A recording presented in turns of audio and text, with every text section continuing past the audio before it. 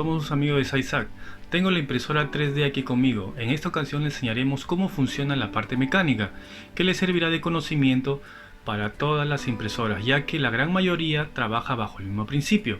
Este video se le explicará las siguientes partes: los motores paso a paso o steppers motor, acoples mecánicos o fusibles mecánicos, poleas dentadas y los tipos que utilizamos en este tipo de máquinas, las fajas y sus calidades, sensores, tenemos los finales de carrera, entre ellos tenemos los mecánicos o los ópticos. En este caso, como cosa opcional, tenemos el sensor de filamento o sensor de autonivelación, los pernos, tuercas y los tipos que utilizamos en este tipo de máquinas, los tipos de extrusión, extrusión directa y extrusión tipo Bowden, fuentes de alimentación, sus fallas clásicas y también lo que es el CPU.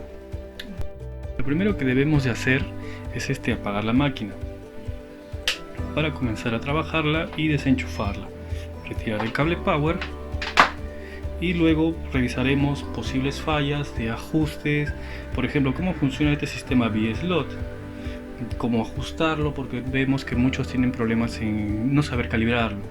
La calibración es muy sencilla, este principio se aplicará para todos estos ejes.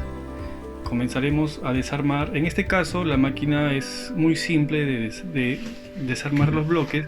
En este caso retiraremos el cable flat de esta estructura y el cable flat de la pantalla. Vamos a la siguiente parte.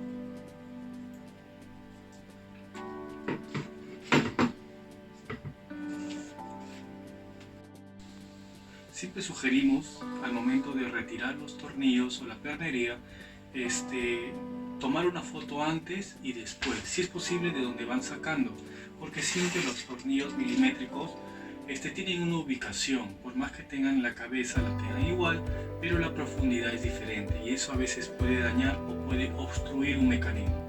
Más adelante le diremos por qué.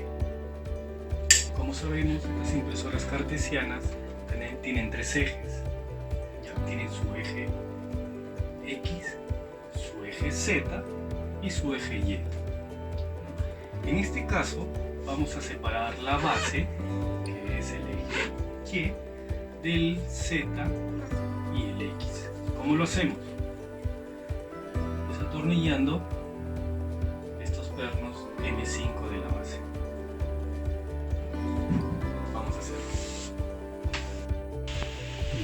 Bueno, ya estamos terminando de separar los ejes y tenemos las estructuras retiradas.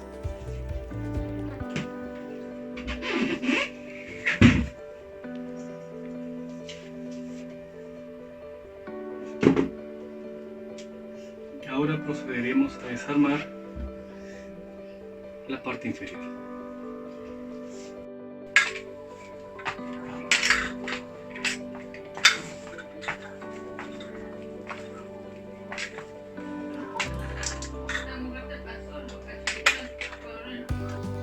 Hemos retirado todo lo que es el eje Y.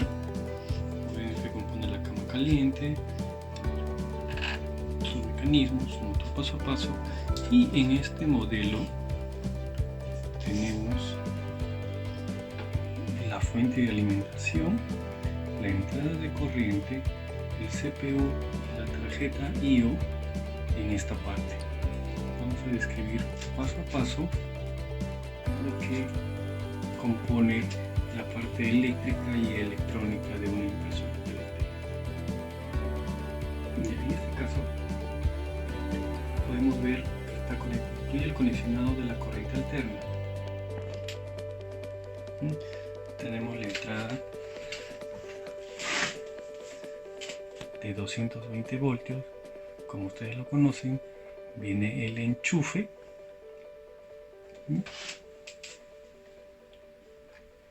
hacia la fuente, pero esta pasa antes a través de un fusible. A veces muchos ignoran esto, ¿no? Esta es el fusible, lo pueden retirar y en este caso pueden verlo. Aquí está el fusible.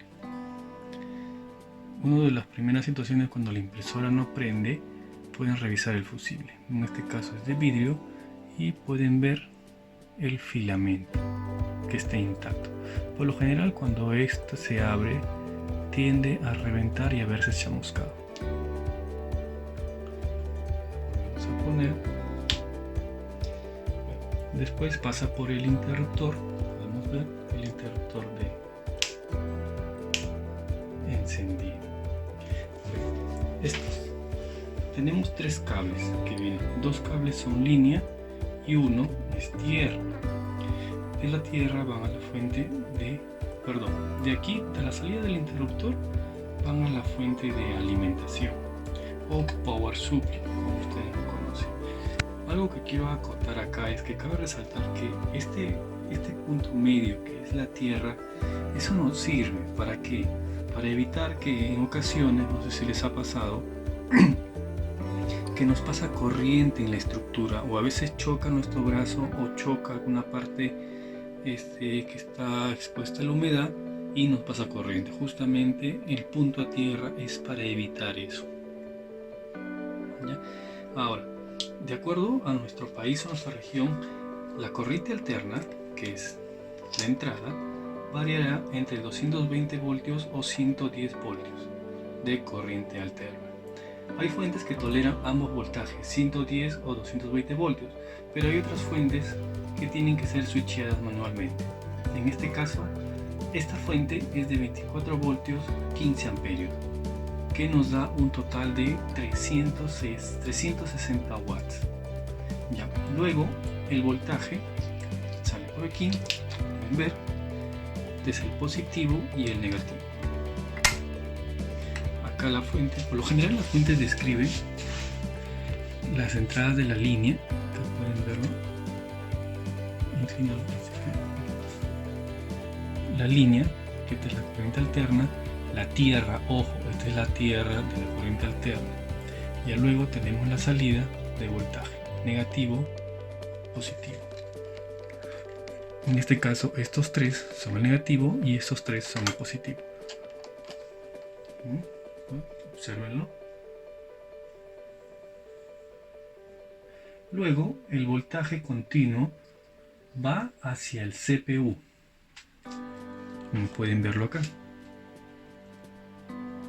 Por lo general, los cables aquí son gruesos por el alto amperaje que estos conducen. Incluso puedes ver que las borneras, que es donde se atornilla el cable, es más grande. Eso hace fácil de identificar en cualquier tarjeta donde hay más corriente. Ojo, la corriente no es igual a voltaje. Hagamos un paréntesis, ¿no? Para explicar la relación entre voltaje y corriente, vamos a suponer que tenemos a dos personas de 20 años, pero una de ellas puede cargar un peso de 10 kilogramos, pero la otra persona de la misma edad puede cargar un peso de 20 kilogramos. El voltaje es la edad de cada uno. En este caso es la misma, ¿no? Ahora, la capacidad de cargar el peso de cada uno es el amperaje. Lógicamente que la que puede soportar más peso es la que puede aguantar más sobrecarga de cosas, ¿no? Por eso se puede decir que es la que tiene una que tiene más amperaje. Por eso cuando hagan una mejora donde se agrega algo que requiera más corriente, lo primero que debemos es considerar la fuente de alimentación, ¿no? Que esa tenga la corriente suficiente para soportar esa mejora eléctrica o electrónica. Luego de esta misma bornera está saliendo el voltaje para la cama caliente. Y acá también ven, bueno, de ese conector que va hacia la cama, ya pueden ver que también sale su sensor de temperatura.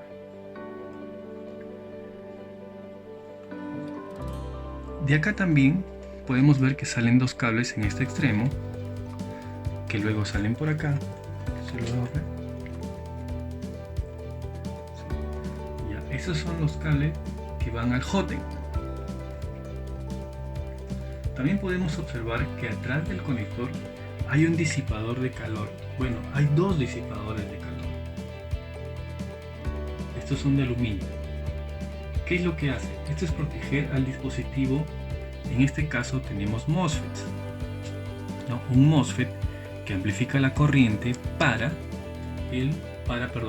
la cama caliente, y un amplificador de corriente para el hot, ¿no? O en el caso que requieren mucha corriente y permanentemente, estos están siempre con disipadores de calor. Por lo general, una de las fallas frecuentes es que estos MOSFET se abran. ¿Por qué? A veces por una mala manipulación, por un cortocircuito en la cama, por un cortocircuito en el cableado, que es algo que ustedes frecuentemente tienen que estar revisando. Estos MOSFET son así. Este es un regulador de voltaje, DAO, ¿no? Eso lo tenemos acá abajo. Encima está el disipador de calor, ¿ya? Esto lo que hace es amplifica la corriente para el dispositivo. En este caso, que es nuestra cama caliente o nuestro hot. Acá tenemos dos de cada uno. Así es como podemos identificar una falla que, por ejemplo, cuando nuestra impresora no calienta la cama, bueno, en el caso de PLA puede seguir funcionando, pero en el caso del hotend no, porque ningún filamento va a ser derretido. Por acá ya pueden darse cuenta del problema. ¿Esto cómo se puede evitar? Revisando gradualmente el cableado, ¿no? Porque a veces el cableado nos indica, depende también la calidad de la máquina, o de repente si es hechiza, revisar la calidad del cable. Eso influye mucho porque, digamos, en algunas ocasiones nos han llegado máquinas que el cable, por tanto calor, la cubierta o el aislante se llega a cristalizar, y esto en un momento determinado, por el mismo movimiento, se tiende a juntar y a crear un cortocircuito. En algunos casos un cliente nos contó que incluso sale tipo un fogón. Eso sí es dable. ¿Por qué? Por la alta corriente que maneja. Ya, bueno, ahora podemos visualizar. Creo que esto lo vamos a cortar mejor. Ahora hemos retirado la fuente de alimentación y podemos ver que es de 24 voltios a 15 amperios. Multiplicando 24 por 15 nos sale una potencia de 360 watts. Vamos a corroborarlo en la misma máquina.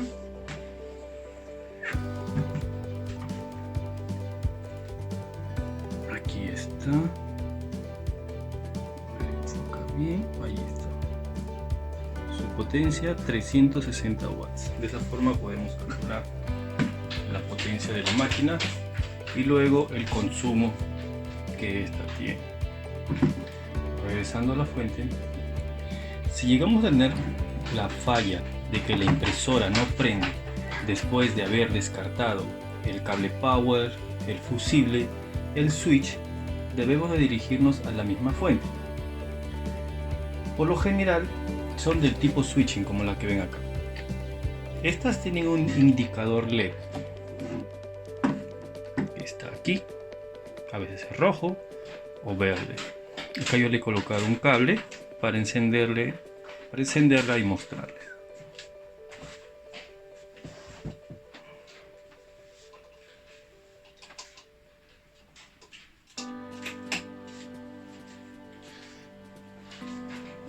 podrán apreciar.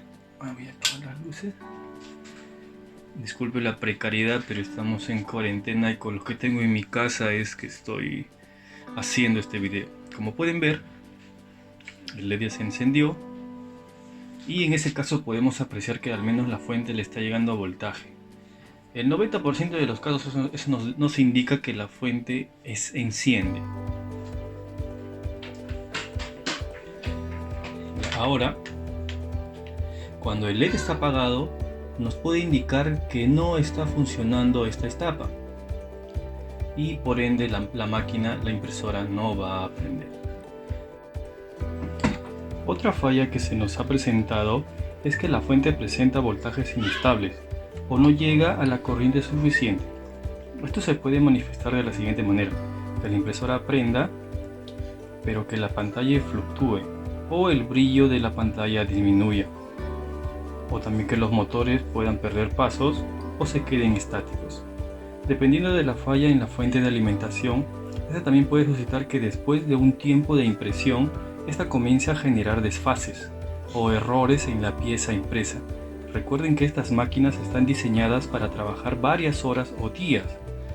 Por lo general, estas fallas en las fuentes de alimentación lo ocasionan unos componentes llamados condensadores electrolíticos. Quizás en un siguiente video se explique más a fondo el proceso de reparación de las fuentes de alimentación. Antes que me olviden, recuerdan que antes les había hablado sobre que algunas fuentes tenían un switcheo de los voltajes de entrada. En este caso, la fuente tiene un switch de 110 voltios o 220 voltios. Como ven, en este caso Perú estamos trabajando a 220 voltios. En alguna ocasión a un cliente que le vendimos fuera del país, nos llamó porque tenía un problema de que su Joten no llegaba a la temperatura adecuada para fundir el filamento. Lo que pasaba que él estaba en otro país en el cual la corriente de entrada es menor, ¿no? Era 110 voltios y nosotros lo enviamos de Perú switchado a 220 voltios. En ese caso la máquina enciende pero no presenta problemas por pérdida, o sea que no llega a su corriente. Pero en el caso contrario, si mandamos con 110 voltios y le ingresan 220 voltios, de esta va a volar los varistores y depende el diseño, puede llegar a volar el regulador de voltaje. En Perú, Bolivia, Chile, Argentina, Paraguay, Uruguay y la Guyana trabajamos a 220 voltios. En Ecuador, Colombia, Venezuela, Guyana Francesa y Brasil trabajamos a 110 voltios. Aquí tenemos las borneras de interconexión. Voy a ajustar. Aquí están las entradas de corriente alterna, la tierra de la cometida. Tengo tres borneras positivas, tres borneras que son el negativo y tres borneras que son el positivo de los 24 voltios. Estos miden continuidad, es lo mismo. Esto es el negativo. Nunca cruzar el positivo con el negativo y mucho menos esto intercambiar con esto, es fatal. Siempre también considerar en un mantenimiento que hacer la limpieza al ventilador de la fuente. Mucha gente se olvida de esto y esto que genera que el ventilador se obstruya y no cumpla su función y esta fuente se caliente. Cuanto más usen la cama caliente a más potencia, esta va a requerir más corriente, va a tener que entregar más corriente y por ende va a calentarse. Vamos ahora al siguiente paso.